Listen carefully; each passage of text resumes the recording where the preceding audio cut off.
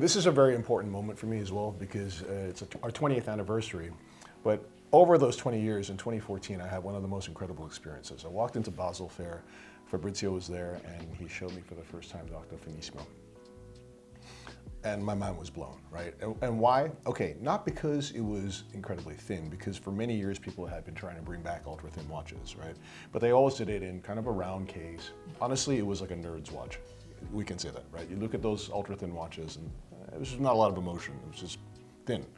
But when I saw this was like such an extraordinary dynamic contrast between when you look at it from the front, it's so architectural, it's the facets, everything, it's such a powerful presence. And then when you turn it on the side to have this elegance because of the thinness, that was cool. You know, talk to me, do you remember the original journey? I remember very well. The original journey is part of my career, is part of my life 15 years ago. When we met, I think the first time it was talking about the Octo Finissimo, it was the tourbillon one, and the Octo was already on the market with the different proportions, different case, different finishing, different movement. So at the end, with the Octo Finissimo, let me say that it was a bit our last bet to find the territory about the Bvlgari. We discussed it a lot with Guido, what's going on in the next 10 years, what's going on about the Bvlgari watches in the next 5 years, and we discovered this amazing savoir-faire in our manufacturing side about the ultra-thin watches and the ultra-thin minute repeater and all these kind of things. So we say, we have to try. Doesn't exist a watch like that. Not at all. Put together a sport chic watch with integrated bracelet with an ultra-thin execution that looks very modern. It was a bit the Lehman Brothers crisis. No one want to show anymore the chunky big watches on the wrist.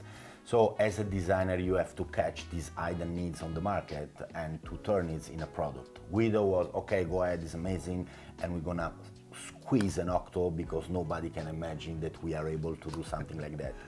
The round shape, thin watches already exist on the market, so we don't need to have just another one. We have to say something different, like we said on the ladies' watches with the Serpenti. So the journey, it was at the beginning, and I remember very well our first meeting, and I remember very well the first reaction during the Basel Fair.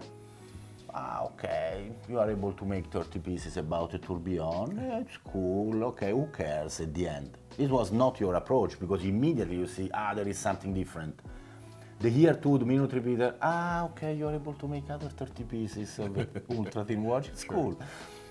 The game changer was the hour, minute and second, the manual winding and the automatic one. And we made the first collaboration about the very short quantity of the manual winding movement. It was the beginning of the automatic one. And I remember very well we're in Singapore talking about this collaboration. I mean, the thing that I love so much on the minute repeater, first of all, it was a minute repeater for like today as opposed to the 18th century. Second, it had these incredible skeletonized Roman numerals for the sound to go through. And I was like, I'm in love with this watch. I just have one problem, Fabrizio, I cannot afford this watch, right? And then so we had a discussion, we made our series of hour, minute, second on the manual winding version, but with these skeletonized indexes. Then from there we had 2 additional collaborations based on your incredible chronograph. We had the white light, fully luminous, and then the nuclear option. I remember. But today, for our 20th anniversary, we have the incredible pleasure to launch the first fully mirror polished grade 5 titanium watch with, again, our skeletonized numerals, so thank you, and one of the most beautiful dials that is in some ways like a burgundy, a claret, you know, but talk to me about this now. We had, I remember very well, we had a lunch in Neuchâtel 2 years ago, more or less, to discuss, Fabrizio would like to celebrate our anniversary with an amazing watch, and we start to have a list about so many things that we'll do. This watch is very important for me because I asked to have a mirror polished titanium watch 5 years ago. 5 or 6 years ago, and I say in a certain moment maybe we need a different finishing on the titanium. Please make a full watch, bracelet and case and bezel with polished finishing. I put on the wrist, and still today this is my favorite Octo Finissimo that I cannot use a lot because we make a lot of interviews, and each time Chiara or the PR team look, Fabrizio, which kind of watch are wearing, because I'm wearing a lot of Finissimo that doesn't exist. I use my personal Finissimo and I change the dial almost every week. Right. But this one is one of my favorite because, again, when you polish the titanium, you change a bit the surface, and the titanium and the steel one with the sandblasted finishing titanium is a bit, it's very agey. When you polish by hand, you have a smoother surface.